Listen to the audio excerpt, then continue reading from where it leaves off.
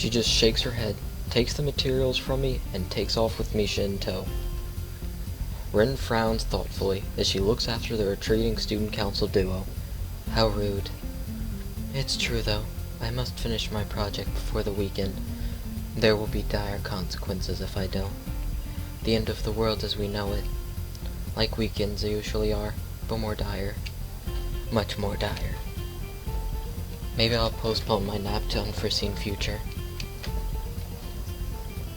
I'm about to ask what project she has and what are these apocalyptic consequences, but she walks back into the art classroom. Since you have nothing to do, would you give me a hand? The paint can doesn't really fit in the bag, but I need it. She kicks lightly at a huge can of paint that's lying on the floor next to the table she was sitting and sleeping on. It lets out a dull clang. Being the gentleman I am, I stroke my mustache and take off my top hat, naturally picking up the paint can. Heavy. Yeah, sure. Where do you need to take it? Away. And with that, she takes off to the hallway, me and the paint can following since there's little choice for either of us. The hallway is quiet and empty now with Shizune and Misha gone, so we two leave towards the stairwell at the other end. Every 10 or 15 or 20 steps, I have to change the can from one hand to another because the thin handle cuts into my palm. At least it keeps my arms from tiring too fast. Rin strolls on beside me with an uneven pace that I have trouble matching, or maybe I'm walking weird because of the extra weight. It seems one of us is constantly walking too slow or too fast, and I can't figure out which. 2 flights of stairs below, trouble appears in the form of the head nurse and his fox-like grin. Ah, Mr. Nakai! What a happy coincidence! Tezuka too, of course. He nods curiously to Rin, who does not acknowledge him back, then turns to me because obviously it's me who he had some business with. There's something I forgot to mention on Monday. I nod and wait impassively because I can't even begin to guess what he forgot. The feeling of the handle delving deeper into my skin doesn't make me feel enthusiastic about his interruption either. It's about your medications. Since you haven't been on them that long, there might be some unexpected side effects, which might require adjusting dosages or even changing to another kind of medication. So, we'll have to do a few tests regularly. But what I'd want is for you to keep an eye on everything in your condition that feels off. I mean, if you get what I mean. Nausea, headache, anything. Erectile dysfunction even. And come see me if anything happens. Alright. So, how are you? Everything fine? I give up and drop the can to the floor before answering him. Apparently this takes longer than my biceps can handle. I'm about to say something generic as an answer, but then I realize how often I've been doing that lately. Other people have asked me that too, teachers and students here, my parents, visitors, nurses, doctors at the hospital. Everyone seems to be concerned about that. It's natural for a hospital, not so much for a school, except this school. This is a small school, and both the student space and the faculty seem to be very tightly knit. At least that's the feeling I'm getting. And this is not the kind of school that gets transfer students too often. The thought sends shivers up my spine, but I give a generic answer anyway. That's great. Also, one other thing. My sources tell me that you've been at neither the school track nor the pool. I really wanted to see you swimming like one of those free boys. So I'd like to know if you've taken up exercising as I've asked. Of course I haven't, but this way of inquiring gives me the feeling that I should have been running my ass off on the track since the very first day. You have people spying on me? Not as such. I just happen to know a few people. But that's not the issue here. Why haven't I seen that sexy ass in the pool? So, don't try to slip out of it. Unless it's your swimming suit, then feel free. Oh God, the nurse is a pedophile and a homosexual. The first is obviously the bad thing. I have no issue with homosexuals. Don't be offended, plus. I love you all. I love you all. Well, I was actually just doing some improvised weightlifting as an exercise. I pick up and lift the can up and down a few times like some sad imitation of a bodybuilder, even though it's weighing down on my arms painfully. The stupid grin disappears from his face for a second, then comes back like it was never gone. Suzuka, you give us a few minutes. The nurse grabs me by the shoulder without waiting for Ren's permission, which he didn't need in the first place, and drags me aside. Oh god, he's totally gonna rape me. Oh god, I knew this was gonna happen. I knew I should have worn my chastity belt. Damn it! When I told you to exercise, I wasn't joking. I understand that you were still on your first week and all, but please don't ignore the importance of this. The reason I'm coming down this hard on you is that habits are not easy to form. The more you slip and postpone, the harder it'll be. It's the same with everything, like dieting. Can you promise me to be more serious about this from now on? Yes. Yeah, I promise. Definitely. He studies me for a moment and then shrugs, smiling again. Okay, that's more like it. If you go to the school track tomorrow morning, you'll meet my spy, who probably has no qualms offering you consultation to you if you want to jog a bit. Consultation? See you around. He leaves with a wave of his hand and no answer. And then I walk to Rin, who has been waiting, idly leaning against the hallway wall and staring at the pale lighting fixtures on the ceiling. Even when I approach, she doesn't move her eyes off them. Are you getting medications for your heart thingy? Were you listening? It comes out more accusatory than I intended, accidentally lashing out at her. You know, Rin, if you were listening to that whole conversation, you could have at least helped me to avoid being molested by the nurse. God damn, Rin. No help. But even so, I don't really want to start talking about it. I just met her. I don't know her. It's not her business. The nurse seems to be happily ignorant about confidentiality, too. Talking about that kind of thing in public. But it's not Ren's fault, is it? I look up at her, suddenly feeling a bit guilty. But Ren is just staring past my shoulder quizzically, her head tilted like a bird's. I don't know why this is so hard for me. It feels like there is some inexplicable lock that prevents me from being more upfront about this. Yeah, they're for my heart. Will they make you better? No, not really. They just make me a little less worse.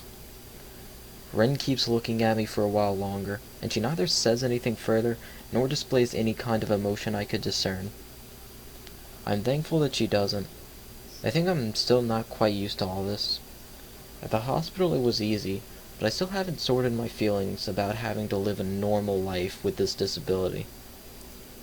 We leave the main building, and Rin leads us towards the dorm. We stop at a small patch of greenery in front of the dorm building.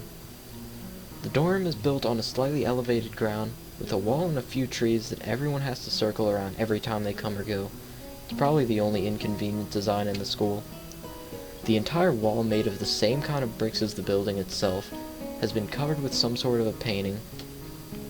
Most of it is still mere sketches, quick lines drawn with black and white against the gray plastering that covers almost the entire length of the wall, but some places look a bit more finished. There are human faces and legs and hands. Can't quite say what the painting as a whole might portray. Stacks of what seem to be paint cans are arranged in piles on the ground, beside the wall. See, the left side is hardly off the ground yet. It's because I couldn't get in the mood yesterday, so I gave up and went to meditate instead. Then it was suddenly morning. You know, that's something Geralt does pretty often.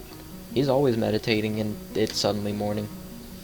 I have to work on it, but the guys from art class are helping with the negative spaces and base surfaces whenever, which is a problem. It's easier to paint big areas if there are a lot of people with hands. The reach is better, and it's faster too. She goes on a tangent of a tangent, waving a little with her arm, or whatever of it there actually is, to demonstrate even though I got the point already. The white cotton of her sleeves flaps around, and it makes me think it could look sadder than it does. but it makes me feel out of place, like almost every tangible reminder of the student base's special properties has in the past few days. This girl doesn't notice my dreary feelings, of course, or the fact that she lost me a while ago already, and just keeps on blabbering. So that's why I'm trying to figure out if there's something I need to figure out, and then figure that out before it's too late and all hope is lost. Why would all hope be lost? Because paint has to be painted, and then it has to dry, and then it has to be painted over with another kind of paint. It takes time. She finally stops, apparently thinking she made some kind of a statement that makes sense. Well, she did. She explained painting. I think it's best to start from the top. So this is your project? You did this? Yes, yes. All of it? Yes.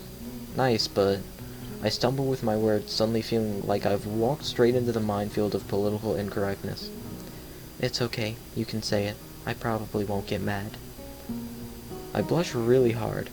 I don't really know what would be the right thing to say. If any, it feels that I'm way more sensitive than Rin is, though. This is really awkward. Don't you want to ask? How do you paint without hands? See? I'm an easy person to talk to, right? With my feet. I almost guessed that already, but isn't that hard to do? You're good at guessing. Anyway, I don't think it is, but maybe I'm used to it by now. I can't get my mind around the fact that she could be an artist, but seeing how adept she was at using her feet to eat, I figure painting might not be a problem either. Well, I mean, painting with your feet as an adaptation is probably easier than people who are blind to paint. And I'm pretty sure some decent paintings have come out of that before. Neither of us has anything more to add to the subject. The afternoon light works pretty well. I was afraid it would look too flat, but it's not like that after all. I think it's actually pretty interesting. I wanted to see what it looks like in dim light. Do you think it looks flat? Well, paintings tend to look flat. Not like that flat, you know, flat, like some people are. No substance, no meat, where there should be some. You know, Rin, you could use a little bit more meat on your chest. And I'm joking, you're fine. But Amy could. I know a few girls who... She was totally talking about Amy. Okay, I get it, but I couldn't really tell. I'm not that good with art. I can't name any artist or artistic terms.